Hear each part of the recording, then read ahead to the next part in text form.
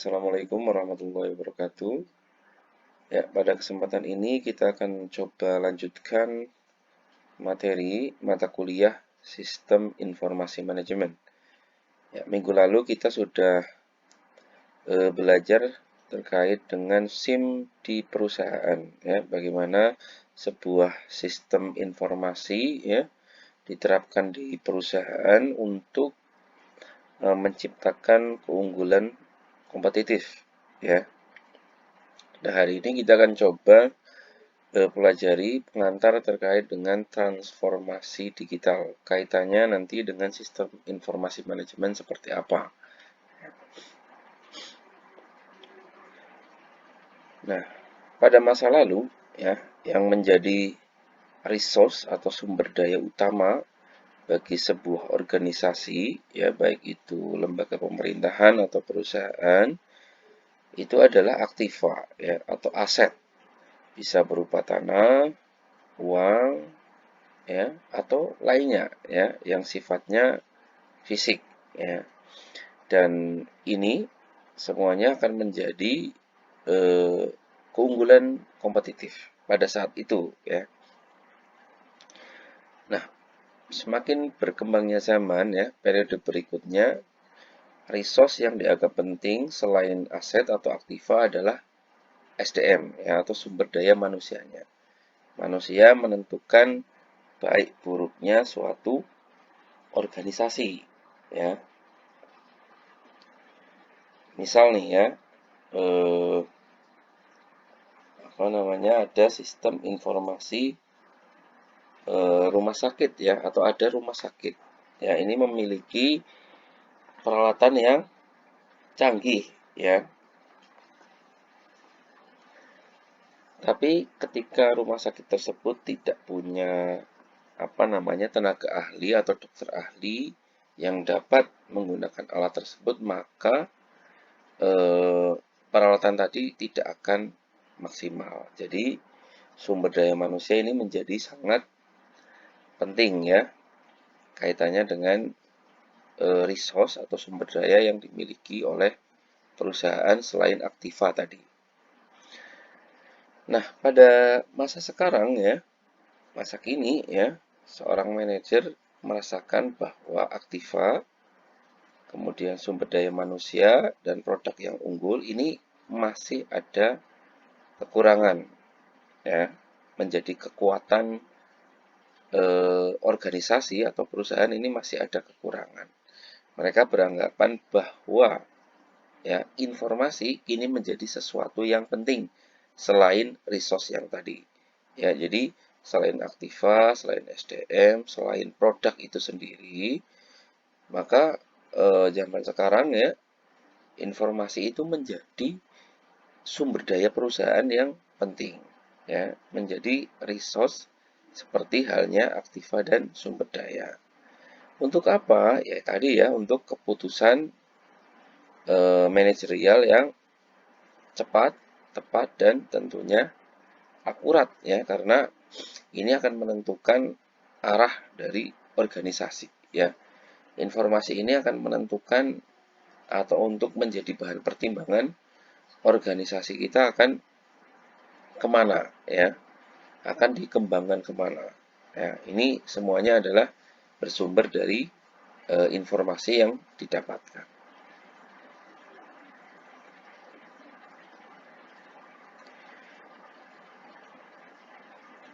Kemudian kaitannya dengan transformasi digital pasti ada kaitannya dengan sistem informasi ya.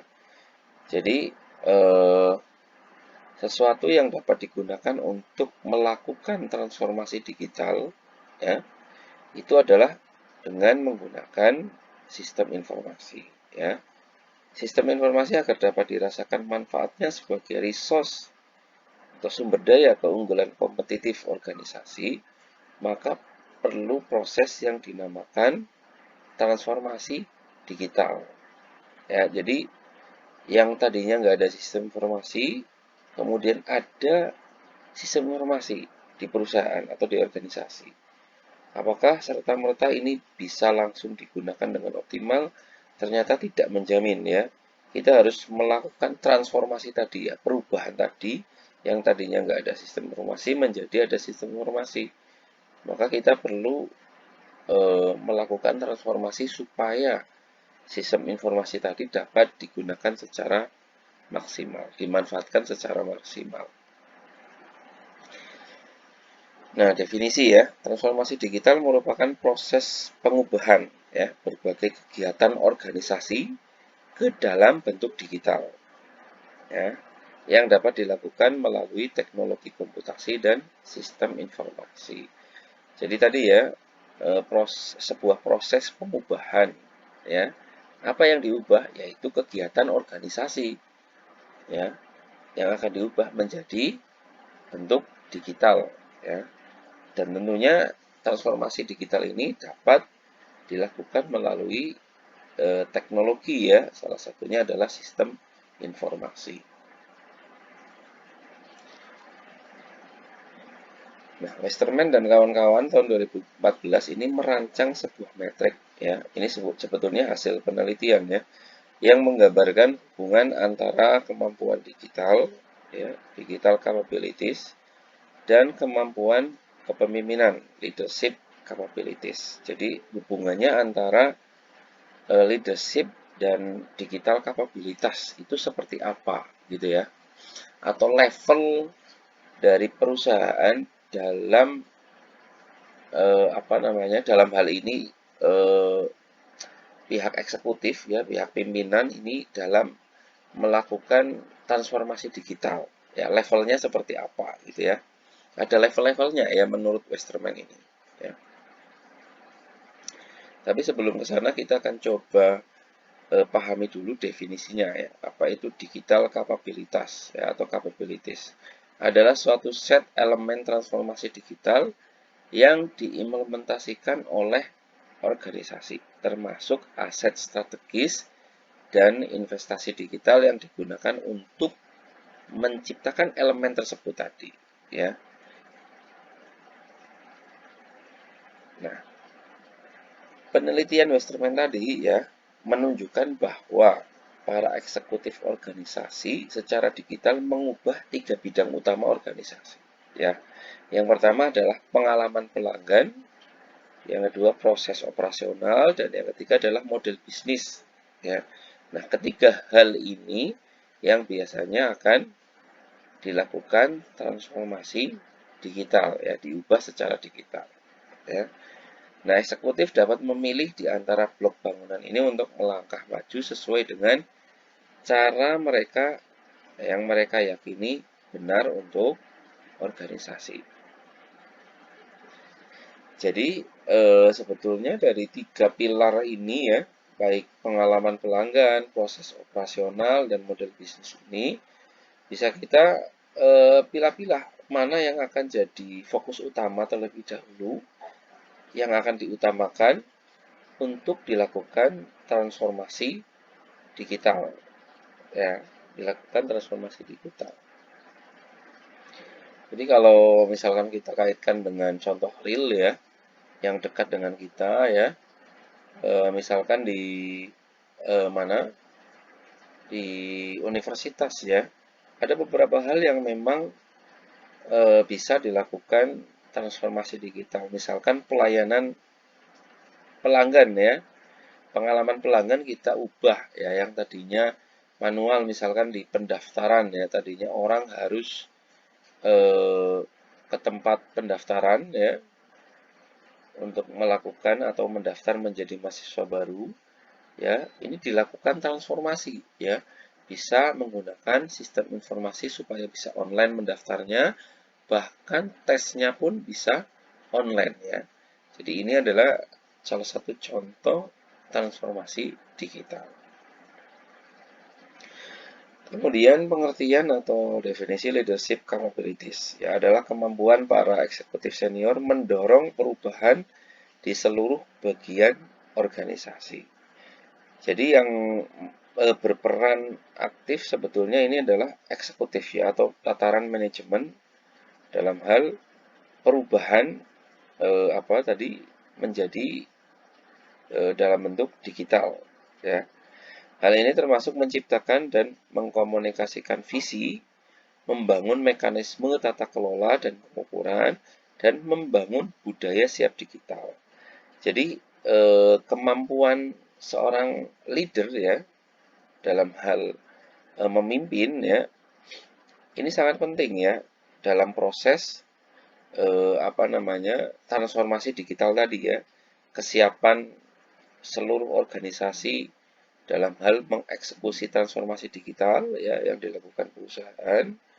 Kemudian tadi ada mengkomunikasikan visi, visinya gimana sih perusahaan ini ya, arahnya kemana. Nah ini yang berperan aktif adalah seorang eksekutif leader ya. Dan hal ini berfungsi sebagai sarana ya bagi para eksekutif untuk memastikan bahwa blok bangunan sistem informasi yang ditujukan untuk transformasi digital tadi telah dibangun secara efektif ya, dan bahwa organisasi memiliki keterampilan dan budaya untuk memanfaatkan sistem informasi. Jadi kapabilitas seorang leader ya, seorang eksekutif ini sebagai kekuatan organisasi ya. Untuk apa ya? Untuk tadi ya memanfaatkan sebaik mungkin sistem informasi yang diterapkan organisasi dalam hal transformasi digital.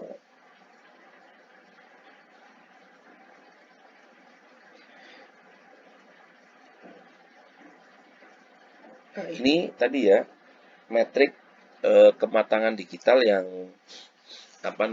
yang diteliti atau diusulkan oleh Westerman dan kawan-kawan ya tahun 2014 bahwa level dalam hal transformasi digital, kesiapan transformasi digital sebuah organisasi itu dibagi 4 kuadran ini ya, dan dipengaruhi oleh digital capabilitas dan leadership capability ya.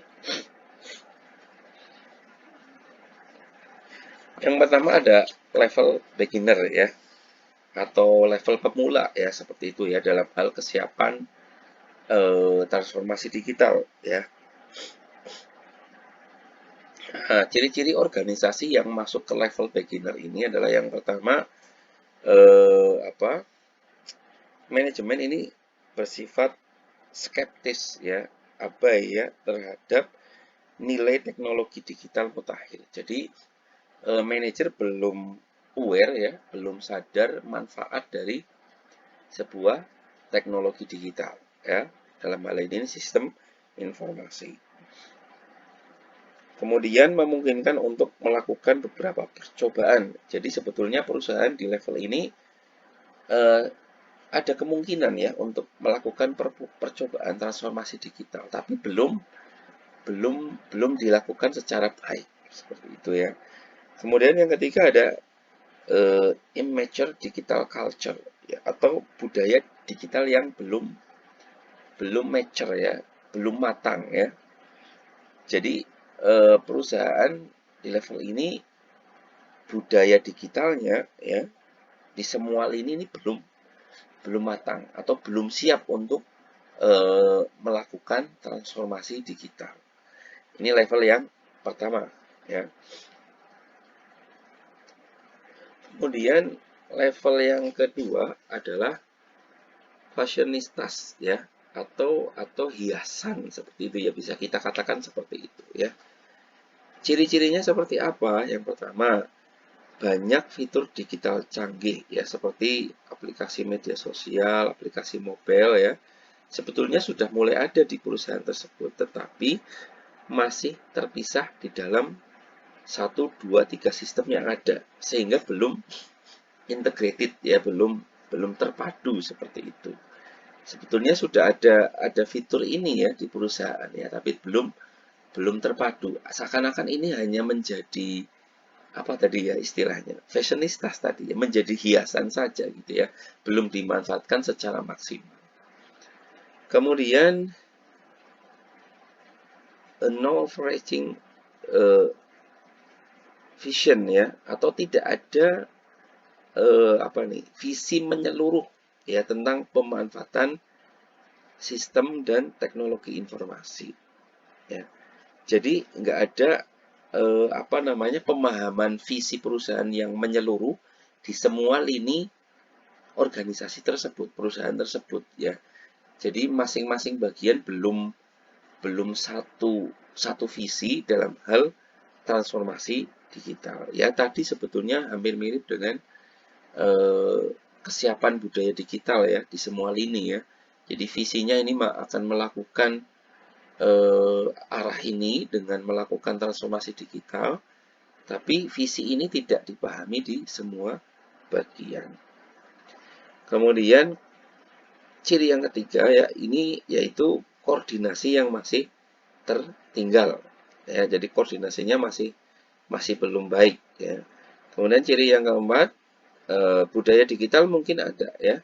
Digital culture may exist in silos. Ya, sebetulnya budaya digital di perusahaan tersebut sudah ada ya, tapi masih belum menyeluruh, masih terpisah-pisah di masing-masing sistem informasi atau masing-masing departemen ya. Hanya departemen tertentu saja yang sudah siap atau sudah mempunyai budaya digital yang matang ya. Padahal ketika akan melakukan transformasi digital yang menyeluruh di sebuah organisasi, budaya digital ini harus sudah siap di semua departemen, tidak terpisah-pisah ya.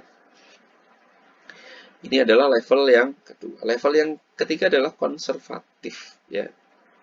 Level konservatif ya. Ciri yang pertama yaitu visi untuk menjadi digital secara menyeluruh ada ya. Jadi visi untuk memiliki budaya digital secara menyeluruh sebetulnya sudah ada gitu ya. Niatnya sudah ada gitu ya. Sudah ke sana loh. Namun mungkin masih tertinggal dengan kemampuan teknologi informasi. Visinya sudah ada, niatnya sudah ada, tapi kesiapan teknologi informasinya malah yang belum siap ya, belum ada ya. Atau istilahnya under develop ya di situ ya. Belum siap gitu ya, belum di develop. Kemudian ciri yang kedua, masih sedikit penggunaan fitur digital yang canggih. Meski kemampuan digital tradisional banyak yang menjadi matang. Jadi fitur canggih masih sedikit ya. Fitur canggih dalam hal ini digital itu masih sedikit walaupun sudah ada ya. Tapi kemampuan digital yang tradisional ya, yang mungkin belum otomatisasi ya, belum menggunakan teknologi terkini, ini sudah matang ya. Tapi yang canggih belum banyak ya, masih sedikit. Kemudian pemerintahan digital yang kuat ini melintasi berbagai sistem yang berbeda-beda. Ini juga mirip yang tadi sebetulnya ya. Kemudian berikutnya mengambil langkah aktif untuk membangun keterampilan dan budaya digital. Nah, ciri yang berikutnya adalah yang di level konservatif ya. Jadi langkah-langkah aktif untuk membangun budaya digital itu sudah ada ya, sudah dilakukan gitu ya. Tapi memang belum matang secara menyeluruh ya. Jadi ciri yang ketiga tadi ya, konservatif ya. Ini adalah langkahnya sudah ada ya, atau actionnya sudah ada untuk membangun budaya digital. Kemudian level yang tertinggi ya, level keempat adalah digital master ya, master digital. Visi digitalnya kuat ya. Visi digitalnya kuat ya, strong ya. Kemudian tata kelola informasi yang sudah bagus ya. Jadi tata kelola informasinya sudah baik ya. Sudah siap ini ya sistem informasi. Kemudian banyak inisiatif digital yang menghasilkan nilai publik dengan cara yang terukur. Jadi inisiatif digitalnya ini sudah banyak ya. Dan tentunya inisiatif digital ini akan menghasilkan nilai publik yang akan menjadi keunggulan dari perusahaan. Kemudian strong digital culture ya. Jadi budaya digitalnya memang sudah siap, sudah kuat. Ya, ini adalah ciri dari level yang keempat ya, digital master. Ini adalah 4 kuadran yang diusulkan oleh tadi ya Westerman dan kawan-kawan tahun 2014 bahwa level kesiapan perusahaan dalam hal transformasi digital itu dibagi menjadi 4 kuadran utama. Kemudian yang selanjutnya adalah data dan informasi. Apa kaitannya dengan transformasi digital? Tentunya ada ya. Tentunya ketika kita melakukan transformasi digital pasti ada kaitannya dengan data dan informasi. Ya karena kedua hal utama ini yang akan menjadi pertimbangan utama ketika akan melakukan transformasi digital. Ya, data yang akan diolah apa, informasi yang akan diperoleh dari data yang diolah itu apa, gitu ya, yang akan diperoleh oleh perusahaan. Oke, kita awali dari definisi ya, apa itu data? Data adalah representasi fakta dunia nyata yang dalam hal ini mewakili suatu objek seperti manusia. Ya, ada pegawai, contohnya ya, siswa, pembeli, pelanggan. Ya, jadi kalau kita kaitkan dengan dunia nyata ya, misalkan ya ada sistem informasi di universitas, di perguruan tinggi. Kemudian ada data mahasiswa. Berarti data mahasiswa tersebut ya mewakili objek mahasiswa ya. Mewakili objek mahasiswa ya.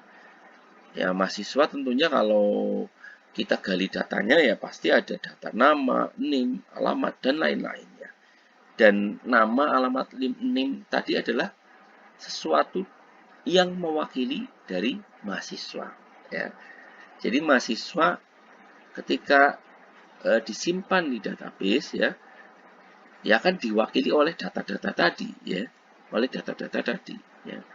Dan NIM kemudian nama yaitu memang faktanya mahasiswa tuh punya data itu gitu ya, terwakilkan oleh data tadi ya, dan sifatnya memang fakta gitu ya, memang punya nama, punya alamat, dan ini bersifat fakta. Dan tentunya data ini direkam ya dalam bentuk misalkan ada angka, huruf, simbol, teks, gambar, bunyi atau kombinasinya. Ya, nyimpannya ya dalam bentuk apa ya? Kalau nama ya dalam bentuk teks ya. Kemudian kalau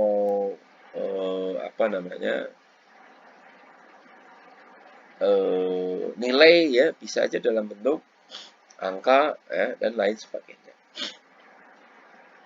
Data yang akurat bila diproses akan menghasilkan informasi yang juga akurat. Nah, informasi yang akurat sangat berguna untuk membuat keputusan bagi organisasi. Ya, jadi data tentunya harus akurat ya untuk menghasilkan informasi yang juga akurat. Kemudian informasi adalah data yang sudah diolah sehingga berguna untuk membuat keputusan. Ya. Tadi ada data, sekarang ada informasi. Ya, informasi sebenarnya lanjutan dari data. Ya. Data yang sudah diolah sedemikian rupa sehingga berguna ya bagi organisasi untuk membuat keputusan. Ya. Nah, sekumpulan informasi yang selalu diperoleh secara berulang-ulang akan menjadi pengetahuan ya. Jadi informasi juga ini akan ada lanjutannya, yaitu knowledge ya, ada pengetahuan ya, ada pengetahuan baru, ada insight baru ya. Contohnya nih, menjelang liburan sekolah, penjualan tiket perjalanan dan pemesanan hotel meningkat. Hal ini akan menjadi pengetahuan bagi para pebisnis. Ya, jadi ketika liburan sekolah ya, misalkan di bulan Juli ya, penjualan tiket perjalanan dan pemesanan hotel ini meningkat. Ya, jadi kalau dalam 1 tahun ya, perusahaan akan tahu, oh ternyata bulan Juli ini penjualan tiketnya meningkat ya. Jadi kalau dibuat reporting laporannya ya, ternyata bulan Juli ini pemasukannya paling tinggi. Nah, ini kan menjadi informasi ya. Tapi kalau hal ini dilakukan secara berulang-ulang ya, tiap tahun ya sudah ada 10 tahun misalkan sistem informasi ini digunakan, maka akan menjadi pola ya, pattern ya, pola. Oh, ternyata setiap bulan Juli ini meningkat. Nah, ini akan menjadi pengetahuan baru bagi perusahaan tentunya ya. Tentunya kalau sudah tahu seperti itu gimana? Ya tentunya akan meningkatkan misalkan ya pelayanannya akan ditingkatkan di bulan Juli ya karena akan banyak wisatawan datang, tamu datang seperti itu ya. Kemudian bisa aja kalau eh, apa pengelola transportasi ya akan ditambah armadanya. Misalkan kalau di kereta api ya di musim Lebaran akan ada kereta tambahan ya karena sudah tahu nih di musim ini pasti akan banyak pemudik seperti itu ya. Nah, karakteristik informasi yang baik ya. Jadi informasi juga punya ciri ya kalau informasi itu baik. Yang pertama akurat, menggambarkan kondisi objek yang sesungguhnya. Tentunya iya ya. Kalau kita akan tadi ya membuat database ya, kita harus gali betul ya atribut yang melekat di objek atau di entitas ya, itu apa aja sih? Mahasiswa tuh punya data apa aja sih? Itu harus digali betul ya. Punya name, punya nama, punya alamat, punya email, punya nomor HP, dan lain-lain ya. Itu harus akurat. Supaya apa? Supaya nanti ketika data itu diolah, memang akan menjadi informasi yang akurat juga ya. Kalau datanya akurat, tentunya informasi akurat. Kemudian tepat waktu, informasi harus tersedia sebelum keputusan dibuat. Lengkap ya, mencakup semua yang diperlukan pembuat keputusan atau diperlukan organisasi ya. Harus lengkap ya informasi. Relevan ya, berhubungan dengan keputusan yang akan diambil. Tentunya kalau informasinya nggak relevan ya, keputusannya juga nggak akan baik ya, karena informasinya nggak relevan dengan keputusan yang akan diambil. Kemudian terpercaya. Nah, isi dari informasi ini dapat dipercaya. Ya, sebenarnya ini banyak hal ya yang mempengaruhi bahwa informasi ini dapat dipercaya. Kemudian terverifikasi. Tentunya ini penting ya dapat dilacak ke sumber aslinya. Kemudian mudah dipahami dan mudah diperoleh. Ini adalah ciri-ciri karakteristik informasi yang baik. Nah, eh, kita bisa melihat ya kaitannya dengan data ya. Ternyata data itu berkembang ya. Fungsinya itu berkembang. Enggak hanya sebagai informasi saja ya. Enggak hanya sebagai informasi. Sebenarnya dibagi menjadi dua level fungsi ya. Yang pertama masa lalu, yang kedua adalah masa depan ya, future ya. Kemudian tingkatannya seperti itu, ada 5 tingkatan ya. Data ya, kalau data ya sebetulnya ya data saja ya. Kita belum bisa menggali apapun atau tidak bisa membuat keputusan apapun kalau yang disajikan hanya data mentah saja ya. Kemudian kalau sudah diolah ya, ini akan berubah menjadi informasi yang useful ya, organized ya, terorganisasi dengan baik, kemudian terstruktur ya tentunya ya. Dan ini fungsinya untuk apa nih? Reveal relationship atau mengungkap hubungan datanya ya. Hubungan datanya seperti apa sehingga didapatkan informasi yang dibutuhkan oleh organisasi ya. Kemudian meningkat lagi ya menjadi knowledge ya atau pengetahuan ya. Ini kaitannya dengan apa nih? Tadi ya, reveal pattern ya atau kalau tingkatannya sudah pengetahuan ya, karena informasi ini dilakukan secara berulang-ulang ya, akan membentuk pola ya informasi ini akan membentuk pola sehingga perusahaan bisa melakukan forecasting ya, peramalan ya, di waktu yang akan datang ini akan seperti apa gitu ya. Kemudian meningkat lagi ya, ada fungsi data ini menjadi wisdom ya, atau menjadi apa istilahnya ya, kebijaksanaan seperti itu ya. Suatu saat informasi ini ya, data ini ya, akan menjadi sesuatu yang bisa digunakan untuk kebijaksanaan gitu ya. Reveal principle, mengungkap prinsip-prinsip tertentu ya. Understanding ya, integrated, kemudian actionable ya, sangat mungkin untuk ditindaklanjuti ya.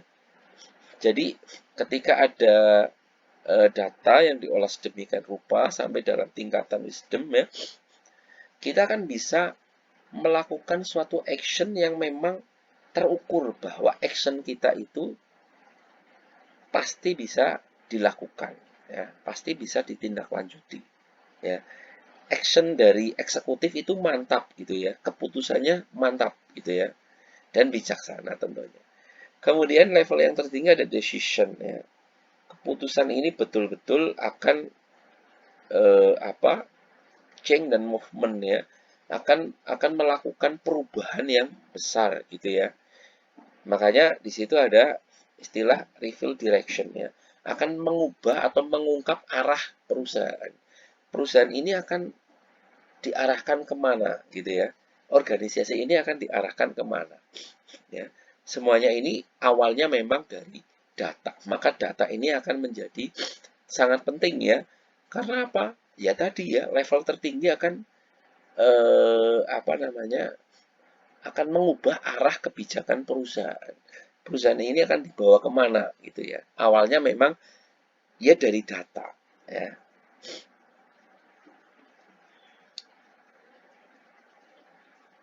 Nah,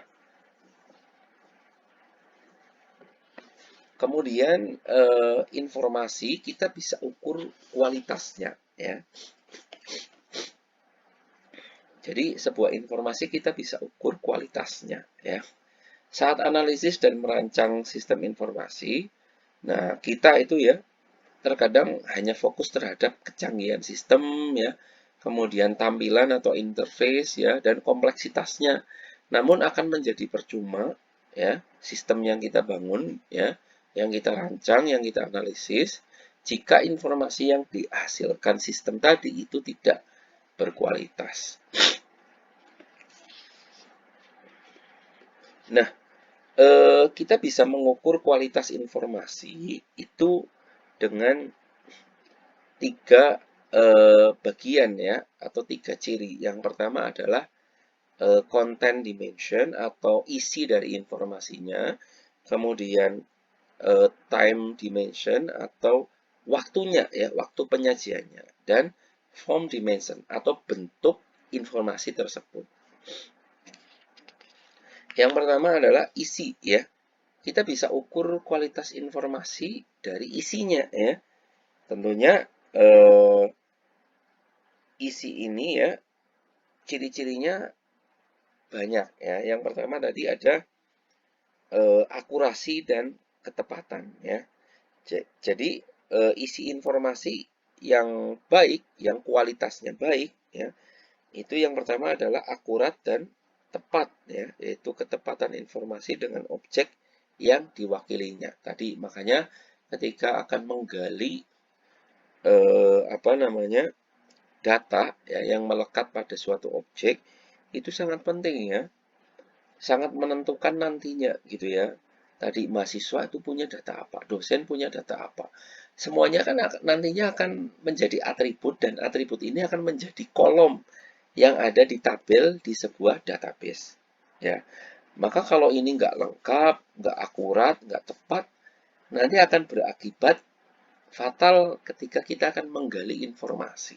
Ya, kemudian relevan. Ya, isi informasi juga harus relevan, kemudian lengkap, kemudian ringkas, kemudian cakupannya juga harus luas ya. Kemudian kinerja informasi ya, atau performanya juga harus bagus ya, seberapa sering informasi ini dapat berguna bagi eksekutif dalam hal membuat keputusan.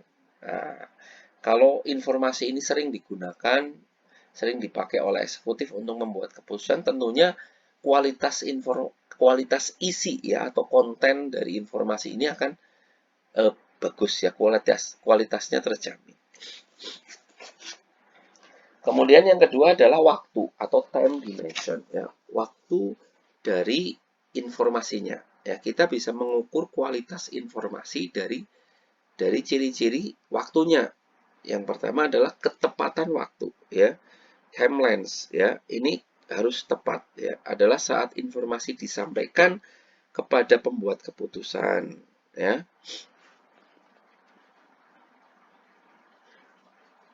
Jadi saat yang paling baik ya. Jadi informasi dikatakan tepat waktu adalah pada saat informasi diperlukan untuk membuat keputusan ya, biasanya pada saat akan dilakukan analisis ya. Jadi ketika akan dibutuhkan untuk membuat keputusan, informasinya ini sudah siap ya. Kemudian ciri yang kedua adalah keterkinian ya atau update ya. Ya. Jadi informasinya tentunya harus terkini ya, harus terkini. Kemudian ciri yang kedua dari waktu adalah frekuensi ya.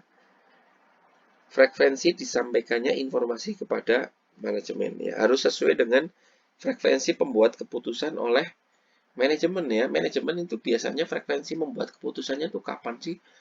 Dan informasi ini harus sesuai dengan frekuensi yang memang sudah menjadi budaya di organisasi tersebut ya. Kemudian cakupan waktu. Nah, cakupan waktu itu kaitannya dengan jangka panjang ya. Jadi informasi yang baik ketika diukur dari waktu penyajian ya atau time dimension ini adalah bersifat jangka panjang ya, nggak hanya sementara. Kemudian yang ketiga adalah form dimension ya atau bentuk informasinya itu seperti apa. Yang pertama ya, bentuk informasi dikatakan berkualitas adalah yang pertama kejelasan, clarity gitu ya. Seberapa jelas dan seberapa tajam informasi dapat dipahami oleh pembaca ya. Dalam hal ini adalah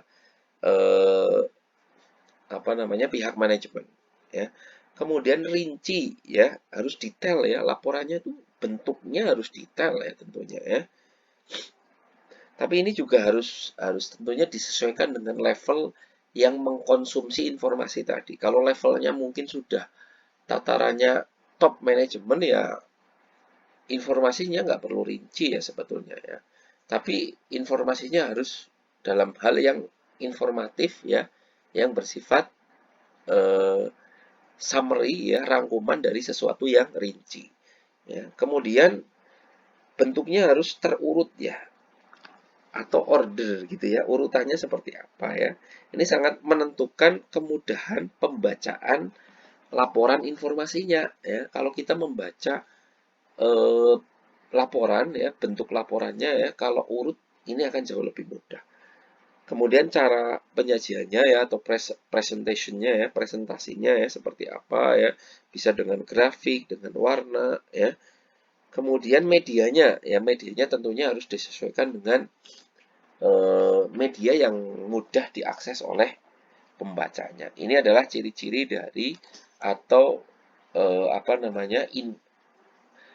kualitas informasi gitu ya. Kita bisa mengukur kualitas informasi dari ketiga aspek ini ya. Isinya seperti apa, waktu penyajiannya seperti apa, dan bentuk penyajiannya seperti apa.